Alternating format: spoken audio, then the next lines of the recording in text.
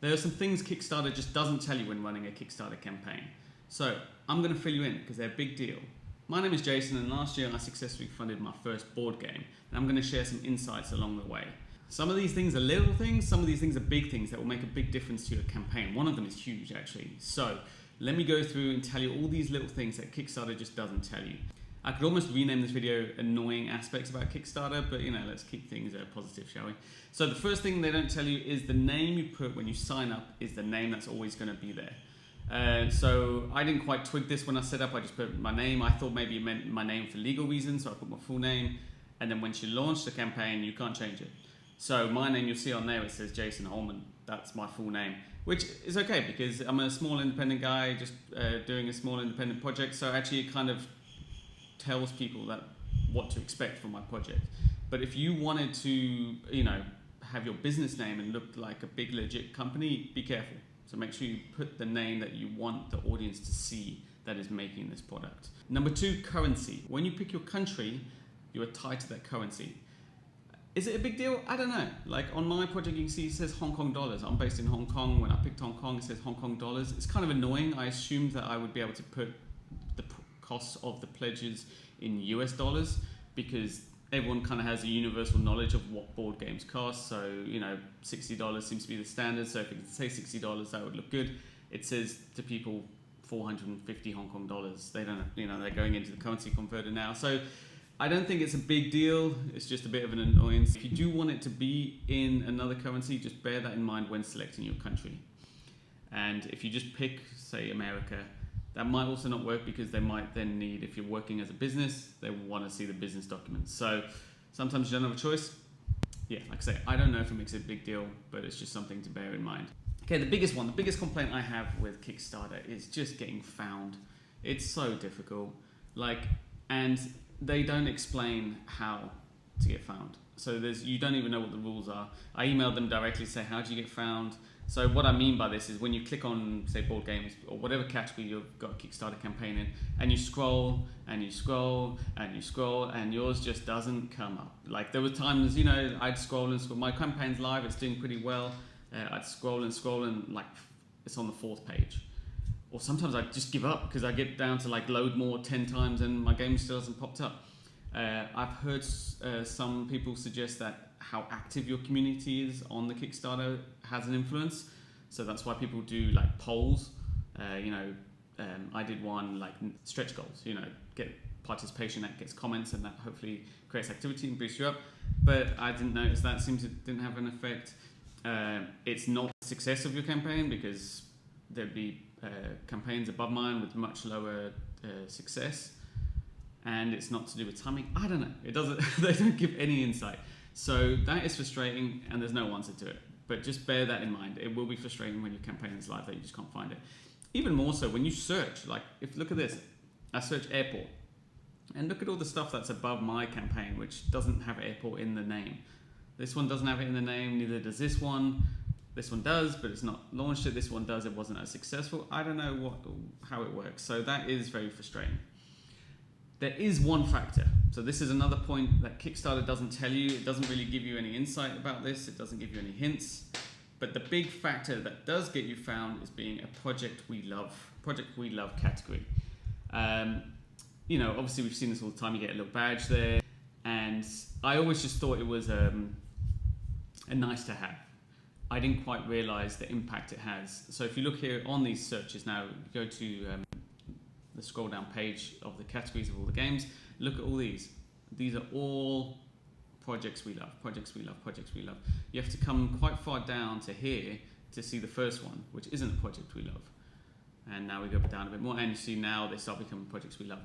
So although they don't give any insight into how you're visibly seen, one thing is clear is if you're a project we love, you are most likely to be at the top.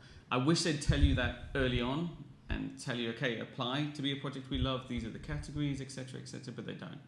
So, moving on to the next point. To become a project we love, act early. I didn't realize, so I left it too late, but you're supposed to email them, apply for it, push them, say, please consider this is why you should consider mine, this is why you should consider mine. So get on that early. Try and get that badge super early. because then once you've got that, you know when the campaign goes live, you're good to go. Another thing Kickstarter doesn't tell you is the criteria for projects we love. No one knows. One big indication of things they will avoid is anything that uses AI. Kickstarter wants to be a creator platform. So if you're using AI, I think they just dismiss it straight away. So be careful. If you're going all in with AI, look, it's a hot topic. I'm not going to get involved, but if you're going all in with AI, just bear in mind that that's one of the downsides. If you want to use a little bit of AI, maybe don't, because then that little bit will jeopardize your project. Well, it won't jeopardize your project, it will jeopardize you getting the project we love. So they don't give any indication of how they select it. So you just got to apply and hope for the best. But I think AI is probably one which you can avoid to up your chances. Another thing along this line is have your promo page ready. So now Kickstarter on the Kickstarter, you've got your main page where you do all your big long campaign, which when the project is live. But now they introduce a thing where you have a promo page. So while it's under launching soon, you can add as much fat in there as you want. So it turns out that Kickstarter actually look at this now. So if you're doing a project, if you're applying for a project we love or something like that, have a decent filled up promo page. Because if they just click and you've just got your thumbnail, they've got nothing really to go on. So they like to see that you're doing some pre-work type thing. So fill out a bit of a promo page, then apply. And then also, again, they don't tell you, but you can email them, get in touch, say, hey, my campaign is launching in such and such a date. Can you help me promote it?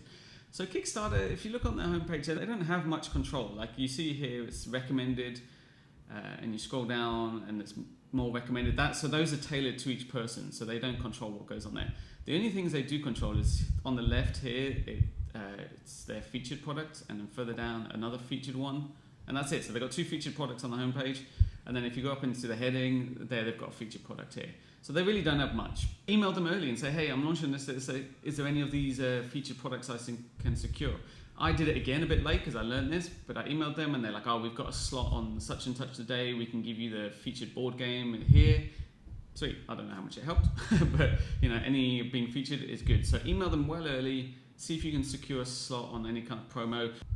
Another thing is get your followers early as well. So as part of the Kickstarter campaign, you're building your pre-hype, you're getting a bit of an audience, getting emails, all that kind of thing. And you're telling them about when you're going to launch, and you're telling them about all the pledges that's going to be available and stuff. Something you should do as well is get them to start following your page early as well. Follow. Again, I didn't realize the importance of this, so I just thought, cool, I've got my email subscribers. When the campaign's going live, I'll email them. Sweet. But Kickstarter and everyone else looks at your followers to then judge like how much promotional work they'll do. I remember when I emailed them, they replied and said, oh cool, yeah, we see you've got like 200 followers on your page already. Yeah, cool, this is getting some traction, we'll put you on a featured here. I didn't even know I had the 200 followers. I was too busy looking at my own subscriber list. So the more hype that looks like there's going to be around your projects, the more traction you'll get. So get as many followers on there. If your project's launching soon and there's already 500 followers, sweet, wow, people are interested, they're ready to go. So focus on followers, email people, follow. Okay, let's move off the kind of promotional theme a little bit. So one of the things they don't tell you as well, they kind of tell you, but I wish it'd be more. When you're launching a campaign, once everything's ready, it will say there's a button there that says ready to launch, click. And it says something along the lines of when you click, it's going to go live. But why they don't let you schedule it, it blows my mind. Like, there's so much emphasis is put into timing. A lot of people do things like, first 10 backers, first 100 backers get free this, get added this, whatnot. People are there ready to back as soon as they go live. They want to know. They know it's going live on Tuesday the 10th at 10 a.m., whatever. They're there ready to go. So it's really important. So if you could schedule that, that'd be great, but you can't. But now the problem is, so now okay, I need to launch my campaign at 10 a.m. Tuesday the 1st because people are ready. But you kind of want to pre-try it to see how many steps are. The last thing you want to do is go to launch and it says, oh, you haven't submitted your business documentation, and now you're hustling around trying to do that and people are waiting and you've blown your launch. So I've seen this happen to a few fellow creators. They kind of try it out. They click on it to see like, okay, is it going to say, are you sure this is launching now? you thought there'd be a bit more of a song and dance about it, and then you hit confirm. So people kind of try it, just so they know the steps that are going to happen on the day of launch. But it just goes live.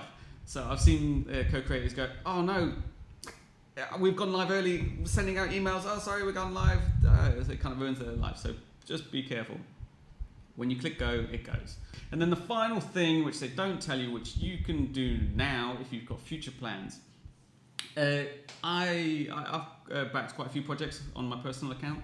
So, it says on there how many people you've backed. I'm not a super backer, but I've backed quite a few. But now the problem is when you go and create a new account for your new project, it says 0 backed, which is kind of annoying because you're launching this product and it just looks like you're not engaged in the community. This company is their first time creating, they've backed nothing, please back us. It doesn't look good.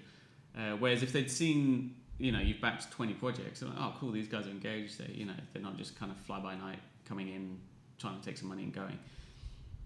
So if you plan in the future to launch a project, either create the account now under the business name and use that account to back projects, so then that tally goes up, or I guess rename your current, just make sure you do rename your current account as per the first point before you launch it, so then you can change your logo and all that kind of stuff. So just keep that in mind. Create a new account and get the approval, it locks it in and you can't do anything about it. So those are the points that Kickstarter doesn't tell you, and I hope that helps you along, especially with their visibility and getting found. And that's it. It's funny, I've been working, as you know, anyone's following, I've been working on my next project, but some things just come up. I've come up with a really good idea that will make a nice little Kickstarter campaign, and I think I'm going to run with it. And I'm going to do it all in one little video. So stay tuned, subscribe, and I'm going to post that in a week or two. Stay tuned, subscribe to see what that is. And if you like this video, I've done a whole series of videos so far about launching your own Kickstarter campaign. It is board game focused, but if you're launching any other kind of product, it will help you. Go back to my first one, it's about budgeting, and start there. Thanks for following along.